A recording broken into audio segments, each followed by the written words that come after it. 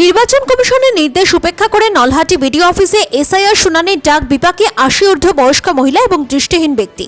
নির্বাচন কমিশনের স্পষ্ট নির্দেশ অমান্য করে নলহাটির বিডিও অফিসে এসআইআর শুনানির জন্য ডেকে পাঠানো হলো এক ৮০ ঊর্ধ্ব বয়স্ক মহিলা এবং এক দৃষ্টিহীন ব্যক্তিকে। কনকনে ঠান্ডা এবং শারীরিক অসুস্থতা সত্ত্বেও তাদের অফিসে হাজির হতে বাধ্য করা হয়েছে বলে অভিযোগ উঠেছে। এই ঘটনায় প্রশাসনিক ভূমিকাকে ঘিরে প্রশ্ন তুলেছেন স্থানীয় বাসিন্দারা। অভিযোগ অনুযায়ী হরিদাসপুর পঞ্চায়েত এলাকার বাসিন্দা পারুল ঝা ৮০ ঊর্ধ্ব বয়স্ক মহিলা এবং আলোড়ন ঝা দৃষ্টিহীন ব্যক্তি। এদের দুজনকে সরাসরি নলহাটি বিডিও অফিসে এসআইআর শুনানির নোটিশ পাঠানো হয়। প্রবল শীত, শারীরিক দুর্বলতা এবং শারীরিক প্রতিবন্ধকতা সত্ত্বেও তাদের অফিসে উপস্থিত হতে হয়। উল্লেখ্য, নির্বাচন কমিশনের নির্দেশিকায় স্পষ্টভাবে বলা হয়েছে ৮৫ বছর বা তার বেশি বয়সী নাগরিকদের অফিসে ডেকে শুনানি করা যাবে না। দৃষ্টিহীন এবং অন্যান্য শারীরিক প্রতিবন্ধী ভোটারদের ক্ষেত্রে বাড়িতে গিয়ে যাচাই এবং শুনানি করতে হবে। মানবিক দৃষ্টিভঙ্গি বজায় রেখে এসআইআর প্রক্রিয়া সম্পন্ন করতে হবে। তবুও বাস্তবে সেই নির্দেশ মানা হয়নি বলেই অভিযোগ। স্থানীয়দের দাবি, নির্বাচন কমিশনের মানবিক নির্দেশ অমান্য করে এভাবে বয়স্ক এবং প্রতিবন্ধী নাগরিকদের অফিসে ডেকে পাঠানো চরম অমানবিক এবং সাধারণ মানুষের ভোগান্তি আরও বাড়াচ্ছে।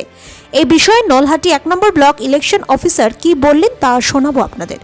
নির্বাচন কমিশনের পক্ষ থেকে জানানো হয়েছিল যারা দৃষ্টিহীন বা হ্যান্ডিক্যাপ রয়েছে তাদেরকে বিডিও অফিস আসতে হবে না, তাদেরকে বাড়ি গিয়ে তাদের এসআইআর যে প্রক্রিয়া রয়েছে যেগুলো মানে বাদ গেছে তাদেরকে সেভাবে ওখানে বাড়ি গিয়ে করবে। তো আপনারা থেকে ডাকা হয়েছিল, নোটিশ দিয়েছিল আপনাদেরকে?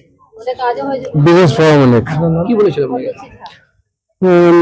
2002 এর নাম ছিল না, বাবা উত্তর চব্বিশ পরগনা সার্ভিস করতো, অসুস্থ অবস্থায় বসেছিলাম, প্যারালিস হয়ে গেছিল বাবার। 2002 ভোটের নাম উঠেনি, দাদা বৌদিদের নাম ছিল, তা আমাদের নাম তোলার লেগে এসেছিলাম। তো হিয়ারিং ছিল। হ্যাঁ, তো হিয়ারিং তো আপনাদের বাড়িতে হওয়ার কথা। আপনাদেরকে জানায়নি কেউ? না, জানিয়েছিলাম, ওখান থেকে আমাকে ফর্ম দিয়েছিল, বিডিও অফিসে ডেকেছিল। না, আপনাদের তো বাড়িতে যেত, আপনাদেরকে লোক বাড়িতে গিয়ে আপনাদের হিয়ারিং করতো, কারণ আপনারা অন্ধ রয়েছে। এই বিষয়ে কি বলবেন? কত কষ্ট হয়েছে আজকে এখানে আসতে আপনার? বহু কষ্ট হলো, আসতে যেতে খরচা। অন্য মানুষ 1000 টাকা পেয়েছে ভাতা, কিন্তু আরো বেশি পায় শুনছি, কিন্তু পায় না। তখন কি বলবেন? বহু কষ্ট হচ্ছে, ঘর ঢালাই নেই, টিন ছাউনি ঘর থাকছে। এখানে যখন এলেন আপনি কি কি হলো আপনার ভিতরে? কি করা হলো? নাম ধাম এসব জিজ্ঞেস করা হলো, ঠিকানা নিল, ছবি তুললো আমার। ওরা কিছু বললো না কি আপনি অন্ধ রয়েছেন, তো আপনাকে এখানে আসতে হতো না বা কিছু কোনো কিছু কথা বলা হয়নি? না, ওসব কিছু বলেনি তো। আপনার নাম? আলোড়ন ঝা, বাড়ি হরিদাসপুর। ভোটার লিস্টের নাম নেই, আমার শাশুড়ি মা, এটা আমার দেওর, এদিকে নিয়ে এর জন্য আমি এখানে এসেছি। তো মানে নির্বাচন কমিশনের অর্ডার ছিল যারা বয়স্ক, যারা দৃষ্টিহীন, যারা হ্যান্ডিক্যাপ, তাদেরকে বিডিও অফিস আসতে হবে না, তাদের বাড়ি গিয়ে যে যে প্রক্রিয়াগুলো রয়েছে সেগুলো করবে। সেটা কি আপনাদেরকে জানানো হয়নি? না, সেটা আমরা জানতাম না। আমাদেরকে বিএলও নোটিশ দিয়েছিল যে এরকম আজকে 30 তারিখে ডেট আছে, ব্লকে আপনাদেরকে যেতে হবে দুজনকে নিয়ে। সেইটা আমরা এসেছি। তবে এটা ঠিক যে বিএলও আমাদেরকে যথেষ্ট সাহায্য করেছে আসার ব্যাপারে বা বোঝানোর ব্যাপারে, বা এখানে এসেও বিএলও আমাদের কাজ করেছে খুব সুন্দর, বা যারা অন্যান্য স্টাফ আছে তারাও খুব সুন্দর আমাদের কাজ করে দিয়েছে এবং কাজ আমাদের হয়েও গেছে। আমরা এখন বাড়ি চলি। তো এই ঠান্ডাতে কেমন কি কষ্ট হলো? একটা বয়স্ক মহিলা একটা জায়গা কষ্ট বলতে একটা ঠান্ডা যেটা সেটা তো ধরুন আছেই, কিন্তু আমাদের অসুবিধা কিছু হয়নি। আমরা এসেছি, আমরা এখন বাড়ি চলে যাবো। কি হয় ওনার এটা আমার শাশুড়ি মা, ওইটা আমার দেওর। শাশুড়ির বয়স কত? মোটামুটি 80+। নাম কি ওরা? পারুল ঝা, বাড়ি হরিদাসপুর। বলুন। আজকে নলহাটিতে যে বিডিও অফিসে হিয়ারিং হচ্ছে, সেখানে আমরা দেখলাম 80 বছর প্লাস একটা দৃষ্টিহীন, একই ফ্যামিলির দুজনে এসেছিলেন।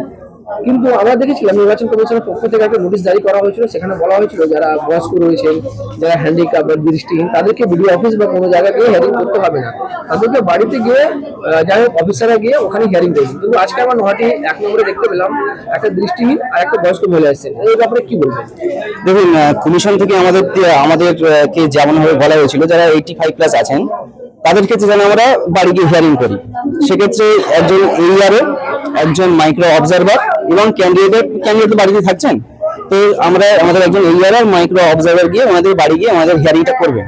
কিন্তু আমরা আমাদের ট্রেনিং এ আমাদের যখন বিএলওদের ট্রেনিং হয় সেই ক্ষেত্রে সেই সময় আমরা এটাই বলেছিলাম, তিনি 85+ হন বা যদি তারও কম বয়স হয়, ধরুন 80+ যদি হয়, তারা যদি একদিনে আসতে অক্ষম হন, সেই ক্ষেত্রে আমরা বিএলওরা সেই সব ইনফরমেশন আমাদেরকে দেবেন যে কোন কোন ব্যক্তি এমন আছেন যাদের পক্ষে আসা একদমই সম্ভব না।